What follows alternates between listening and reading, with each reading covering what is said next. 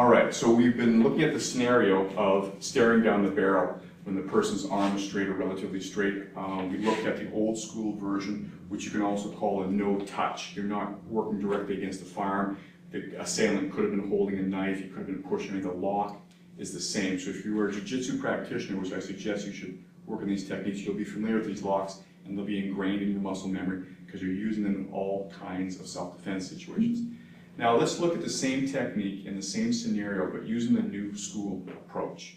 All right. Now the new school approach is I'm going to work directly against the firearm. Okay, and this gives you some advantages.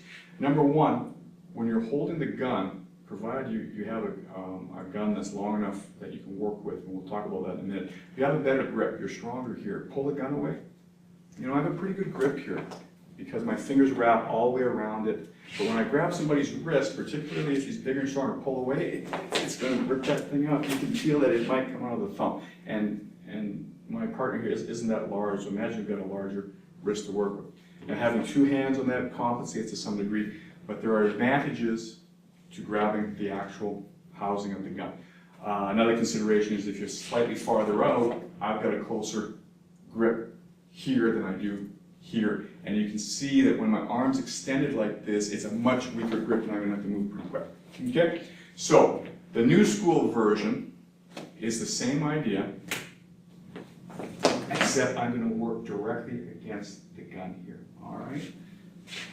The first hand, instead of coming here, is going to grab as close to the trigger as you can. Remember, as we work up here, it becomes more dangerous. You can be ripped by the front sight. If you are going to get cut from the slide, it's going to happen probably more likely from the sight than the slide itself.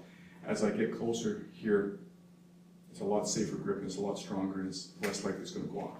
Alright, so that's my first hand goes here. The second one is going to grab the bat. This is really a good idea because you're doing two things. You're getting 2 points of leverage on the firearm, which is really good, but you can also prevent a discharge by covering the hammer. Okay. Remember, if the hammer can't drop, then it won't go off, so there's a good chance that you can prevent the discharge like that. Now from here, I simply pull him into the same lock. Alright? And again, if he's got safety training, for example, which we talked about, which is unlikely on the street, but it could happen. Maybe people watch movies, or you have more conscientious street thugs out there that are taking firearm safety courses.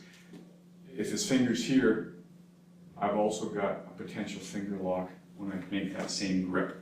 That's another reason why you want to grip as close to the trigger guard as you can and not farther up. So you can see that when you make that grip, you get a chance here. Okay? You can block the hammer, and the way his hand is oriented here, I can also strip it off by taking his thumb, which is one of the first self-defense techniques we looked at in the unarmed section. When someone's gripping you, the thumb is always the weak point of the grip. So the advantages with these new school ones is I've got a lot of secondary things I can do. I've got a finger lock in here, I've got the thumb strip, I can do things like that. Alright? So everything else is the same. I'm going to make this hand move slightly before the other one. Now, ideally I want to pull him forward, and if I feel a lot of resistance, I'm going to have to step forward and get closer to him, but it's nicer to pull him past you, and you've got the same lock here. I can break it here, I can sit out to the ground, and then I can take it away.